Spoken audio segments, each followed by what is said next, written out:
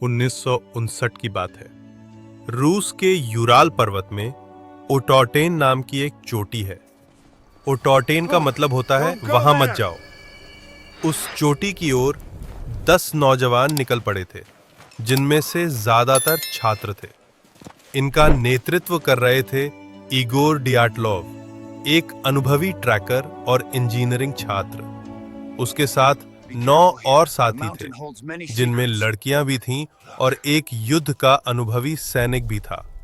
इनमें से एक युवक को डर का एहसास होने लगता है और वो सभी को वापस जाने की सलाह देता है, लेकिन वो लोग नहीं माने।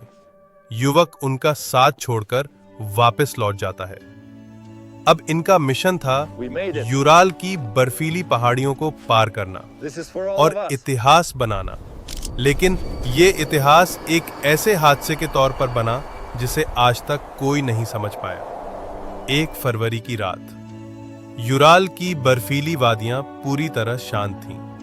तापमान -30 डिग्री से नीचे था। हवा में अजीब सी ठंडक थी, मानो जैसे कुछ होने वाला हो। इगोर और उसकी टीम ने टेंट लगाया, खाना खाया और फिर आराम करने लगे। लेकिन कुछ घंटे बाद उनके साथ कुछ ऐसा होता है जिससे सभी ने टेंट के अंदर से ही बिना कपड़े पहने भागने का फैसला किया। जब कई दिनों तक कोई खबर नहीं आई तो एक रेस्क्यू टीम भेजी गई। रेस्क्यू टीम ने जो देखा वो बेहद डरावना था। टेंट अंदर से फटा हुआ था।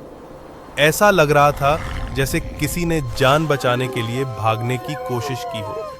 शव इधर उधर बिखरे मिले, कुछ पेड़ के नीचे तो कुछ बर्फ में दबे हुए। एक शव ऐसा था जिसकी खोपड़ी और पसली टूटी हुई थी, लेकिन बाहर से कोई चोट नहीं थी। एक लड़की की दोनों आंखों को नोचकर निकाला गया था। जीभ को अंदर से खींचकर बाहर निकाला गया था। कुछ लोग टेंट से 50 से 70 मीटर की दूरी पर नग्न हालत में पाए गए। ऐसा नजारा देखकर अंदाजा लगाया जा सकता है कि कितनी भयानक और डरावनी रात रही होगी वो, कि उन लोगों को कपड़े पहनने का भी समय तक नहीं मिल पाया।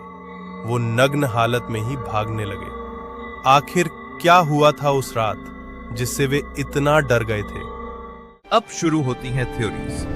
पहली थ्योरी, एवलांच, यानी बर्फ का टूट कर गिरना। लेकिन अगर ऐसा होता तो टेंट पूरी तरह दब जाता। लेकिन टेंट अपनी जगह सही सलामत था, बस टेंट अंदर से फटा हुआ था। ऐसा लग रहा था जैसे किसी ने अपनी जान बचाने के लिए टेंट को अंदर से फाड़ कर भागने की कोशिश की। दूसरी थ्योरी, गुप्त सैन्य परीक्षण। माना जाता है कि उस इलाके में सोवियत सेना कुछ सीक्रेट वेपन्स टेस्ट कर रही थी। हो सकता है इन ट्रैकर्स ने कुछ ऐसा देख लिया हो जिसे देखना नहीं चाहिए था। तीसरी थ्योरी, एलियंस की मौजूदगी। उस रात आसमान में रहस्यमयी रोशनी देखी गई थी। कुछ स्थानीय लोगों ने इस बात की गवाही दी कि उस रात आसमान में उड़ती हुई अजीब चीजें दिखाई दी गई थी। क्या यह हमला एलियंस द्वारा किया गया होगा? क्या एलियन सच में होते हैं? चौथी थ्योरी, यति यानी हिममानव। ग्रुप की डायरी में एक लाइन थी, now we know the snowman exists, जिसका हिंदी में अर्थ है, अब हमें पता चल गया है कि हिममानव सच में मौजूद है। रेस्क्यू टीम को कुछ ऐसे फुटप्रिंट देखने को मिले जो आम इंसानों से बड़े थे। इन फुटप्रिंट का पाया जाना और मौत से पहले हिममानव के बारे में लिखा जाना हमें सोचने पर मजबूर कर देता है कि जिन हिममानव यानी यति के बारे में हम कहानियों में सुना करते थे, क्या उनकी मौजूदगी सच है? सच्चाई क्या थी, कोई नहीं जानता। सरकारी जांचों ने कहा ये प्राकृतिक बल की वजह से हुआ, लेकिन इतने सारे सुरागों के बावजूद ये निष्कर्ष अधूरा लगता है।